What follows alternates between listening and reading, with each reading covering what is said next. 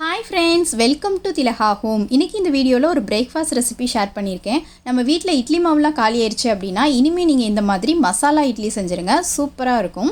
வாங்க இந்த மசாலா இட்லி எப்படி செய்யறதுன்னு பார்க்கலாம். ஒரு பவுல்ல 1 கப் அளவுக்கு ரவை எடுத்துக்கேன். ரவை வந்து பாத்தீங்கன்னா தின் ரவையா எடுத்துக்கோங்க.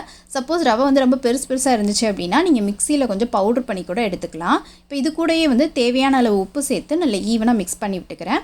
அதுக்கப்புறம் இது கூட 1/2 கப் அளவுக்கு தயிர் வந்து சேர்த்துக்கிறேன். 1 கப் ரவை எடுத்திங்கன்னா 1/2 கப் அளவுக்கு தயிர் எடுத்துக்கோங்க.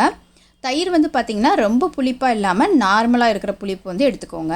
இப்போ தயிரை வந்து அந்த ரவையோட நல்லா ஈவனாக வந்து மிக்ஸ் பண்ணி விட்டுக்கிறேன்.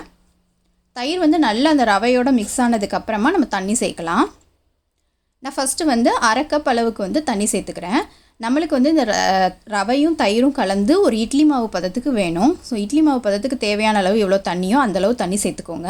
நான் ஃபஸ்ட்டு வந்து 1/2 கப் அளவுக்கு தண்ணி சேர்த்தேன். அதுக்கப்புறமா எனக்கு கொஞ்சம் கட்டியாக இருந்த மாதிரி இருந்துச்சு. அதனால் இன்னொரு 1/4 கப் அளவுக்கு தண்ணி சேர்த்து நல்லா மிக்ஸ் பண்ணேன். மொத்தமாக 3/4 கப் அளவுக்கு தண்ணி வந்து ஆட் பண்ணி இதை வந்து ஒரு இட்லி மாவு பதத்துக்கு வந்து எடுத்துக்கிட்டேன். ஒவ்வொரு ரவையும் ஒவ்வொரு மாதிரி தண்ணி இருக்கும். அதனால் நீங்கள் கொஞ்சம் கொஞ்சமாக சேர்த்து 1/2 கப்லேருந்து 3/4 கப் அளவுக்கு நீங்கள் சேர்த்துக்கோங்க. இப்போ வந்து ரவை தயிர் கலவை வந்து ஒரு 15 நிமிஷம் ஊறிட்டு இருக்கட்டும். அதுக்குள்ளே நம்ம வந்து மசாலா வந்து ரெடி பண்ணிக்கலாம்.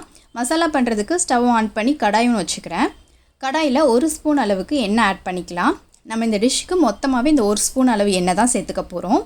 எண்ணெய் நல்லா சூடானோன்னா கொஞ்சம் கடுகு கொஞ்சம் உளுத்தம்பருப்பு போட்டு தாளிச்சிக்கலாம். கடுகு உளுந்தும் அந்த எண்ணெயில் நல்லா வதங்கினதுக்கு அப்புறமா நம்ம வெங்காயம் சேர்த்துக்கலாம். ஒரு பெரிய வெங்காயத்தை குட்டி குட்டியாக சாப் பண்ணி சேர்த்துருக்கேன். இப்போ இந்த வெங்காயம் லைட்டாக அந்த கண்ணாடி பதம் வர வரைக்கும் வதங்கட்டும். வெங்காயம் நல்லா வந்து வதங்கிருச்சு. இப்போ நம்ம குடமிளகாய் வந்து சேர்த்துக்கலாம். குடமிளகாயையும் வந்து குட்டி குட்டியாக சாப் பண்ணி சேர்த்துக்கிறேன். குடமிளகாய் லைட்டாக வந்து வதங்கட்டும். ரொம்ப வதங்கணும்னு வேண்டாம், ஏன்னா திருப்பி நம்ம வேக வைக்க தான் போகிறோம். அதனால் லைட்டாக க்ரன்ச்சி ஆகிற வரைக்கும் வதக்கிக்கோங்க. ஒரு 2 நிமிஷம் குடமிளகாய் சேர்த்து வதக்கினதுக்கப்புறமா நம்ம தக்காளி சேர்த்துக்கலாம். ஒரு தக்காளியை குட்டி குட்டியாக கட் பண்ணி சேர்த்துக்கோங்க. தக்காளி சேர்த்தோன்னே நம்ம மசாலா சேர்க்கலாம். இதில் இருக்கிற மசாலாஸ் வந்து உங்கள் இஷ்டப்படி நீங்கள் சேர்த்துக்கலாம். மஞ்சத்தூள், சாம்பார் பவுடர், அப்படி உப்பு அது மட்டும் கூட நீங்கள் சேர்த்து செய்யலாம். நான் இன்றைக்கி வந்து கரம் மசாலா ஃப்ளேவர் வேணும் அப்படிங்கிறதுனால மஞ்சத்தூள், மிளகாத்தூள் அண்ட் கரம் மசாலா தூள் சேர்த்து செஞ்சுருக்கேன்.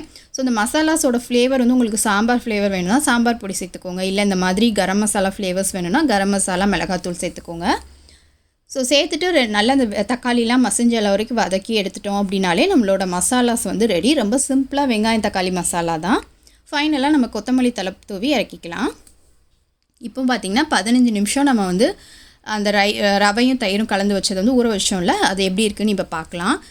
ரவை வந்து பார்த்திங்கன்னா எப்போவுமே தண்ணியை வந்து நல்லா இழுத்துக்கும். ஸோ ஒரு 15 நிமிஷம் நம்ம ஊற வச்சதுக்கப்புறம் பார்த்திங்கன்னா எப்படியும் கொஞ்சம் வந்து கட்டியாக இருக்கும். அதனால் நீங்கள் அந்த இட்லி மாவு பதத்துக்கு வந்து நீங்கள் இன்னும் கொஞ்சம் தண்ணி ஊற்றிக்கலாம். ரொம்ப தண்ணி ஊற்றிடாதீங்க. ஒரு ஸ்பூன் இல்லை 2 ஸ்பூன் தண்ணி ஊற்றி மிக்ஸ் பண்ணி கரெக்ட் பதத்துக்கு வந்து கொண்டு வந்துடுங்க.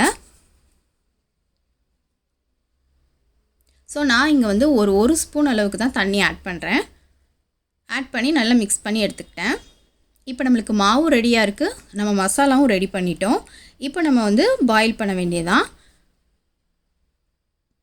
ஸோ வந்து நீங்கள் வந்து இதை வந்து இட்லி மாதிரி வைக்கிறதுக்கு இந்த மாதிரி கிண்ணம் இருந்தால் எடுத்துக்கோங்க. அப்படி இல்லை உங்கள்கிட்ட இட்லி பிளேட், அந்த தட்டு இட்லி பிளேட்லாம் இருக்கும்ல, அந்த மாதிரி இருந்துச்சுன்னா அது கூட நீங்கள் யூஸ் பண்ணலாம். நான் இந்த மாதிரி குட்டி குட்டி பவுல்ஸ் வந்து எடுத்திருக்கேன். பவுலில் வந்து நல்லா வந்து இந்த மாதிரி உள்ளே எண்ணெய் தடவிக்கோங்க. அப்போ தான் நம்மளுக்கு வெந்ததுக்கப்புறம் எடுக்கிறதுக்கு வந்து ஈஸியாக இருக்கும். எல்லாத்துலேயும் எண்ணெய் தடவி வச்சாச்சு. ஃபஸ்ட்டு நம்ம அடியில் வந்து மசாலாஸை வந்து ஃபில் பண்ணிடலாம். ஸோ அடி லேயர் ஃபுல்லாக நம்ம செஞ்சுருக்கிற அந்த மசாலாவை எடுத்து ஃபில் பண்ணிக்கிறேன்.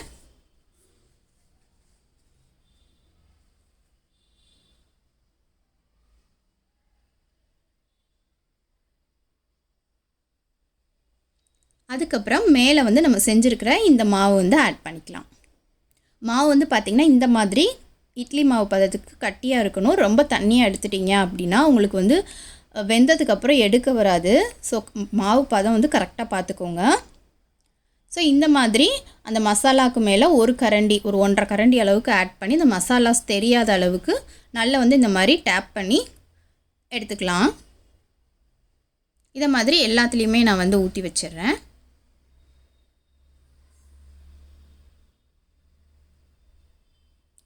அடுத்து வந்து நம்ம இதை வேக வைக்க போகிறோம்.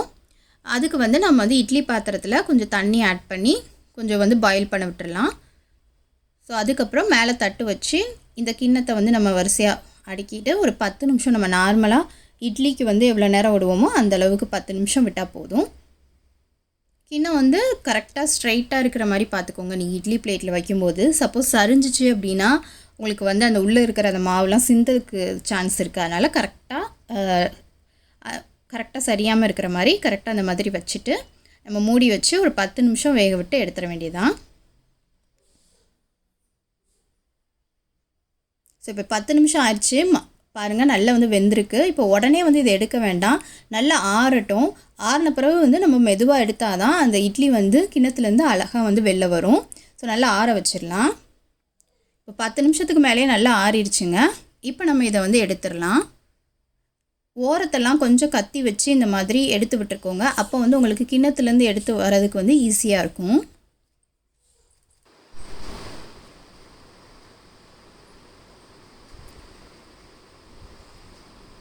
ஸோ ஓரத்தெல்லாம் இந்த மாதிரி கத்தி வச்சு எடுத்துகிட்டு நீங்கள் வந்து இப்படி கவுத்துனீங்கன்னா உங்களுக்கு ஈஸியாக வந்து அந்த பவுல்லேருந்து எடுக்க வந்துடும். சூப்பரான நம்மளோட மசாலா இட்லி வந்து ரெடி ஆகிடுச்சு. செம்ம சாஃப்டாக சூப்பராக இருக்குது. இந்த மாதிரி மீதி இருக்கிற இட்லியும் எடுத்துகிட்டு உங்களுக்கு நான் காட்டுறேன். சூப்பராக இருக்குது பாருங்கள். இனிமேல் வந்து இட்லி மாவு காலி ஆயிடுச்சுன்னா கவலையே இல்லைங்க. இந்த மாதிரி டக்குன்னு நம்ம வந்து ஒரு மசாலா இட்லி செஞ்சிடலாம். இதை நீங்கள் அப்படியே கூட சாப்பிட்லாம், ஏன்னா மேலே வந்து மசாலாஸ் இருக்குது. அப்படியே கூட சாப்பிட்லாம். அப்படி இல்லைன்னா ஒரு தேங்காய் சட்னியோ இல்லை கார சட்னி புதினா சட்னி ஏதாவது ஒரு சட்னி கூட நீங்கள் வந்து சர்வ் பண்ணலாம். நான் இன்றைக்கி வந்து புதினா சட்னியோடு சர்வ் பண்ணியிருக்கேன். மறக்காமல் இந்த ரெசிபியை வந்து ட்ரை பண்ணி பாருங்கள். இப்போ நான் இதை வந்து உங்களுக்கு வந்து பிச்சு காமிக்க பாருங்கள். செம்ம சாஃப்டாக இருக்குங்க. நம்ம நார்மல் இட்லி மாதிரியே சூப்பராக சாஃப்டாக இருக்கும். எவ்வளோ சாஃப்டாக இருக்குது பாருங்கள். மறக்காமல் ட்ரை பண்ணி பாருங்கள். ட்ரை பண்ணி பார்த்துட்டு உங்கள் ஃபீட்பேக்கை என்னோட ஷேர் பண்ணிக்கோங்க. இந்த வீடியோ பிடிச்சிருந்துச்சின்னா லைக் பண்ணுங்கள். நம்ம சேனலை மறக்காமல் சப்ஸ்கிரைப் பண்ணிடுங்க. Bye bye.